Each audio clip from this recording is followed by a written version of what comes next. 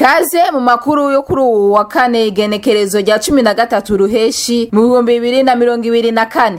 Ubutegetsi nshingwabikorwa cyo bita pouvoir executif, ubutegetsi butora mabwirizwa pouvoir legislatif n'amashinga amategeko n'ingingo z'amateka, ubutegetsi bujejwe ubutungane pouvoir judiciaire, byose ubu biri mu minwe y'umukuru w'igihugu gusa. Ukudatandukanya inkingi zitatu z'intwaro ivyo bita séparation des pouvoirs ni kimwe mu bizingamitse demokrasi mu Burundi ku bwa Leonce Ngendakumana. Benshi muri bo baciriwe imanza bamaze gushika mu binogo fosse commune. Turafise nabo tuzi ku giti cacu bishwe izo manza zitabaye. Umugwi Sevel uvuga ko imanza zaciriwe abagirijwe gutera igihugu mu 1972 zitakurikije amategeko. Izo manza ziheruka gufutwa na sentare ntahinyuzwa. Masimba hapfuye 200, undi yishwe 300, undi yishwe 500, abandi ivyo bintu murumva yuko hakirimo ipfungu. Umugambwe Prona wo ubona ko amatohoza ya CVR arimwe amahinyu. Ibi nibindi nivyo tugira tubashikirize mu idonido. Duhereye ku bijanye n'impunzi z'abarundi ziri mu gihugu ca Tanzania ziheruka kwibutswa ko zisigaranye amezi 6 gusa kugira zitahe ku neza mu gihugu cazo. Ujejwe impunzi mu ntara ya Kigoma irimwe amakambi ya Nduta na Nyarugusu yagirishije inama impunzi ziri Nyarugusu kuri uyu wa gatatu. John Waliyuba Mwita yabwiye impunzi z'abarundi z'Inyarugusu ko zisigaranye inzira imwe yonyine ariyo yo gutaha mu Burundi. John Waliyuba Mwita avuga mu rurimi rw'igiswahili, insiguro mu Kirundi igatangwa n'uwo bari kumwe. Tumieni kipindi cha miezi 6 iliyobaki. Koresha ikiringo cy'amezi 6 gisigaye kurudi nyumbani. Gusubira muhira. Tarehe 31 Disemba. Itariki 31 z'ukwicumi. Misafara ya kurudisha watu itakoma. Urugendo rwo gusubiza abantu mu Burundi ruzoca bihagarara. Serikali zote mbili zimeafikiana. Leta zose kwari zibiri zatemeranije. Zimekubaliana kwamba baremeranije yuko tutafanya mahojiano. Hazobaho kumvirizwa ya mtu mmoja mmoja. Kumvirize umuntu hapo tunataka kwa Warundi. Watuambie kwamba kwa nini hutaki kurudi Burundi. Mutugire kubera iki udashaka gusubira mu Burundi. Taarifa hii izi nkuru unaweza ukazani ni nzuri. Ushobora kwibwira kandi inkuru nziza. Sio nzuri. Iyi nkuru si nziza. Kwa sababu kubera yuko ilifanyika zoezi dogo arabona igikorwa gitoyi na utafiti. Igikorwa kigerageza kisuzuma. Nadhani mwaka 2000 faulu mpaka na makazi akasema kwamba hapana. 2022 asilimia 20 tu walihojiwa mmoja. Ibice 20% Kujua kwamba kwa nini kurudi nyumbani. Tugomba kumenya kubera iki udashaka gusubira muhira. Katika hiyo asilimia 20 muri ibyo bice 20 zaidi ya asilimia 90 ibice 90% hawakupata sifa za kubaki na ukimbizi. Nibigeze babona ko bafite ibyo tubabandanya kubimpunzi. Abaye kubaza umuntu ngo bagiti ciwe. Sidhani kama watu wenye sifa za kubaki na hali ya ukimbizi hata 200 hawatafika. Sinizera yuko abantu bazoba bafite icyemeza yuko bategerezwa kubandanya babimpunzi. Nibaza ko bazoshika n'abantu 200. Ukishahojiwa umaze kugenda kubazwa unapewa na barua kabisa. Uzajua kabikeze ubonyene. Kama wewe kwa sababu ulizozitoa bivanye n'impamvu wataze basi bado uwe mkimbizi. Birakwiye kubandanya kubimpunzi. Wewe mwingine kwa sababu ulizozitoa nawe Burundi bivanye n'impamvu wataze au stahili tena kuendelea kuitwa mkimbizi. Nibikwiye kubandanya witwa impunzi. Kipindi cha Kongo hakuna. Ico gihe rero burya bufasha bwo guhungukana impunzi butaba butakiriho. Utakuwa na usaidizi huu ambao mnaupata sasa. Muri ico kiringo nafashanyo mw'iziko murayosubu bitaba zikiriho. Utakuwa na dola 200 n'amadolari 200 azoba kiriho. utakuwa na kupewa chakula cha miezi mitatu. Na kule Burundi nimeambiwa unapewa, ukifika tena unapewa dola nyingine 20. Wala hakuna tena kukufuatilia hata ukirudi kule kwamba unaendeleaje. Na kunabisaba bikirevyo kumukurikirana kwa washikari ya Burundi kubandanya gute. Mimi sijui baada ya mahojiano ya mmoja ni hatua gani zitafuata. Jeuganje sinzi nibamara kubaza umuntu umwe sinzi ingingo zizoca zifatwa. Wanachobere kubivuga akazi n'ibirimo usaidizi huu wa kiutu na kuna ubinadamu. Hakirizi mfashanyo utakateka ka muntu zikiriho. Disemba 31 zitakoma. Itakino tatuni mazuku 12 izifashanyo zizokugwaho. Muhira ni muhira. Nyumbani ni nyumbani. Muhira ni muhira. Nyumbani ni nyumbani. Unatakiwa urudi nyumbani. Birasaba ko usubira muhira. Leta ya Tanzania ikabiheruka kuvuga ko yumvikanye na leta y'u Burundi ko inyuma y'itariki 31 Kigarama impunzi imwe izobazwa igituma yifuza kuguma mu buhungiro. Ubuzotanga inyishu zitumvikana ngo azoca yaka uburenganzira bwo kwitwa impunzi. John Warioba Mwita arabi bijanye n'impunzi mu ntara ya Kigoma akaba yavuze ko isunza amatohoza leta ya Tanzania yagize abashobora kugumana uburenganzira bwo kwitwa impunzi badashika 200.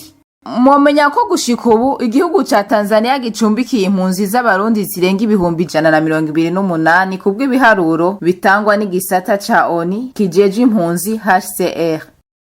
Twari twababwiye mu ntangamarara Leos Ngendakumana abona ko demokrasi mu Burundi yazingamye kubera ko umukuru w'igihugu ari we yifatiye mu minwe inkingi zose z'intwaro. Iyo nararibonye mu mugambwe Sawanyafrodebu ivuga ko ibwirizwa shingiro ryo mu 2018 ryaje rivyunyura. Ni kubera burya intumbero y'ubutegetsi tigeze hinduka, abantu bazi yuko ushitse ku butegetsi ucutunga uwo mwanya nyene. Abantu bazi ko ushitse ku butegetsi utemera ugukebura uguhanura. Ukora wewe ivyo ushaka kuvuga uti ndafise igisoda, ndafise igipolisi, ndafise iperereza, ndafise ugwaruka, ndafise amahera. Ico nico vyatumye iyo ntwaro ya demokrasi ni binako nadondagura mbese. Niyo vyatumye ica izingama.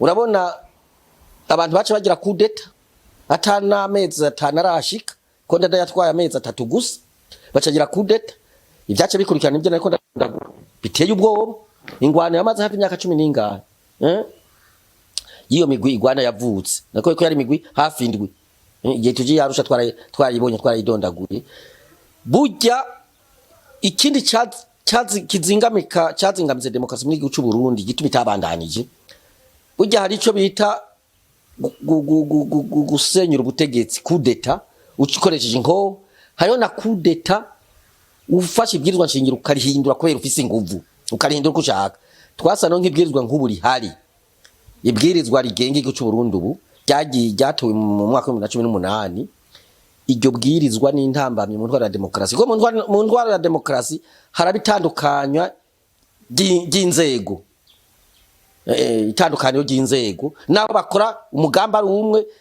amahangiro namwe bakorera igihugu n'abanyagihugu bose mugabo ubwiye hari akantu kubwigenge kabaho ng'abatora amategeko amabwirizwa bateza kwigenga kuko baba batumwe n'abanyagihugu ariko ubu twasanze ubwo butegetsi uko ari butatu ubutegetsi nshingwa bikorwa cyo bita pouvoir exécutif ubutegetsi butora mabwirizwa pouvoir législatif n'amashinga amategeko n'ingingo z'amateka ubutegetsi bujejwe ubutungane pouvoir judiciaire byose ubu biri mu minwe y'umukuru w'igihugu gusa niwe afite ijambo rya nyuma abashinga amateka mbere baserukira abanyagihugu basige bakwa n'ijambo mu nama bakabwira bati ibi nta bubasha mufite bwo kubiraba kandi ari amafaranga y'abanyagihugu ariko bararaba yavuye mu banyagihugu bariko bararaba ko leta iri kuyaranguza imigambi yatorejwe ko ajya amafaranga ava mu makora ava mu mataxi ava muri ibintu by'ibiciro baduza kugira harangurwe imigambi y'abanyagihugu bariko barabaza rero bati aya yagiye hajya yakoze gute baca baka ijambo cyaje bakabima ijambo burya iyo watsi ijambo umunyagihugu cyangwa ukamuciramwo no kuvuga ubugaye ubusuzuguye abanyagihugu bamurungitse bamutoye. Ivyo byose abantu nabyo bazi. Rero twasanze ari ikintu gihambaye gikomeye cyane, ugasanga umushikiranganje araje mu kigobe ariko aratuka abadupi, ariko atuka abashinga amateka, ariko atuka abakenguza amateka, agace iragenda kirana bikagumuka. Twasanze rero ikindi kibitera hari ibwirizwa ryashizweho rivuga yuko uri umushinga amateka, umugambwe wawe ukabona ikora amakosa ukavuga ati muri ko mukora amakosa ibinda byanze, bakakwirukana mu mugambwe na cya kibanzo cy'akazi. Na uvuze uti bo ubu ndatanze imiho muri uwo mugambwe kubera ko ibyo muri komana ko ntabyemera, utanze imiho naho nyene ucutakaza cya kibanza kandi waciherewe n'abanyagihugu bagututagihawe n'umugambwe. Ibyo rero babigira kugira bake ububasha abanyagihugu kuko ubwato bashinga amateka ubwato abanyagihugu. Urumva rero ibyo biri mu bintu bituma iyo ntwaro ya demokrasi igoyagoya. Ikindi twasanze ari ubukene, inzara, ubushomeri. Ahantu harangwa ibintu by'amacakubiri yahagaze ku moko mu bya politiki, hakarangwa ubukene, inzara n'ubushomeri, nduharondera intwaro ya demokrasi. Ntibishoboka kuko igiti umuntu ashobora kugugwa igiti cy'inyama, icupa ry'ibyeri, ikiro cy'ibiharage, ikiro cy'umuceri, rindera buca ejo bavuga by'amatora uzozubona abantu banyegurura umuceri kandi bakaza gufata umuceri twaronse mu imfashanyo kugira ufasha abanyagihugu akora baca bazana ati we turaguhaye ikiro udadutoye uzowuri. Uzozubona abantu hasinze bapundura ibitenge by'imfashanyo ngira batwararonse bakaza guhenda abanyagihugu ukabaka ico kiro cy'umuceri cya kiro cy'isukari cya isafuriya cya gatenge ukazocubiriha imyaka indwi ubu nindwi kuko ubutegetsi bwo bari imyaka indwi ubu nindwi uri kurariha umunsi ku munsi. Umugwi w'ukuri n'ukunywanisha abarundi waraye utunganije ikiganiro aho wamenyesheje ko urubanza ruherutse gufutwa na sentare ntahinyuzwa rujanye n'abagirijwe gutera igihugu mu 1972 rutari rwakwirikije amategeko. Ubwo rubanza rwari rwatumye bamwe mu banyagihugu bicwa bataburanishijwe ku bwa Pierre Claver Ndayicariye arongoye umugwi CVR. Abantu bashashe muri za sentare za gisirikare uyu munsi bakiriho tubavugishije, abasirikare bakiriho tubavugishije, abasivili bakiriho tubavugishije, batubwira ko izo manza zitabaye. Turafise n'inyandiko iyo duhejeje kumviriza baca bashirako umukono wabo. Izo manza izabaye icyo batubwiye niki vyandikwa n'abasivile, twebwe baduhamagara dushirako umukono. Vyandikwa n'abasivile, twebwe baduhamagara dushirako umukono. Bongera ko bati ingene ibyo bintu byanditse mu mategeko, mu mvugo y'amategeko twebwe ntabwo twari tuzi. Mugabo inama imwe canke zibiri twariyitavye, mugabo tubaza gushirako umukono ivyaheze. Ica kabiri, bajya abantu bose bavugwa ko baciriwe imanza, dufise inyandiko cane cane z'Igitega, cane cane z'i Bujumbura. Benshi muri bo baciriwe imanza bamaze gushika mu binogo, fosse commune. Turafise nabo tuzi ku giti cacu bishwe itariki 29 z'ukwa kane, 30, itariki 1, itariki 3. Izo manza zitabaye dukurikije amajambo yabo bakiriho. zirya mpapuro zasohotse abantu baramaze gushika mu binogo. Ibinogo by'Imashitsi, Igitega, Nyabuyovu Igitega, Ruvubu Igitega, Mutobo Igitega, Buterere n'ahandi Bujumbura. Iyo ni inkuru ya kabiri. Inkuru ya gatatu, icitwa imanza cabyaye inyandiko archive cari kije gufasha leta ya Micombero kwereka isi ko abishwe batishwe atamanza zabaye. Evariste Ngayimpenda yari yaserukiye umugambwe Iprona muri ico kiganiro. We wabona ko amatohoza y'umugwi CVR ari mu gipfungu. Naje ndi mu bemeza yuko narabyanditse bitabara ya CVR yumemeza yuko la crise de 1971 yabaye très mal gérée par abantu benshi igihugu cyose biciwe ubusa. Mbere no ngaha subire gusaba icyo namasaba kandi severe murabishobora kuko uburyo bwinshi bwa leta mudufashe. Umudamu yaje kuvuga imbere yanjye yabivuze, dufashe umutunga mutwereke abantu bishwe 1972 mubishoboye mutaronse itariki boba bafatiwe ko cyangwa biciwe ko basi mumenye n'ukwezi, mumenye icyo kwita les circonstances bafatiwemo. Yafashwe n'abandi ushaka kutamenya amazina n'ibyo aho yafashe n'umutware yatwawe n'umutware kanaka cyangwa yatwawe n'abapolisi cyangwa abasoda ushaka kutamenya cyangwa abajerere ibintu cyangwa ababanyi kuko nabyo byarabayeho. Ibyo ndabisaba kuko uriko uraraba ibyanditswe. Umwasimba hapfuye 200, undi yishwe 300, undi wishwe 500, abandi. Ibyo bintu murumva yuko hakirimo ipfungu kandi mushobora kugira recensement.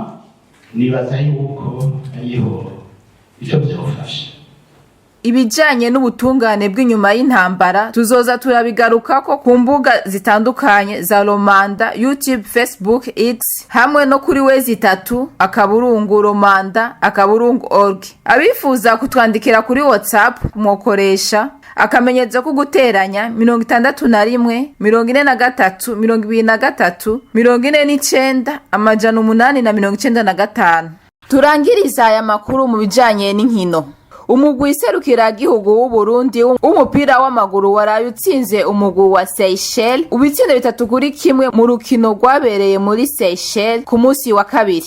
Burundi buciye buba ubwa gatatu n'amanota 7 inyuma ya Cote d'Ivoire ifise amanota 10 na Gabo ifise 9. Muri uyo mugwi witwa fe Kenya ifise amanota 5 ni ya 4 igakwirikirwa na Gambi ifise amanota 3. Seychelles ni ya nyuma ifise ubusa muri izo nkino zo kurondera itike yo kuja mu gikombe c'isi c'umwaka wa 2026. Aha akaba ariho hagarukiye amakuru y'itorokanirizo ry'amakuru Romanda y'uno musi. Mwakoze mwese mwadukurikiranye naho ubutaha.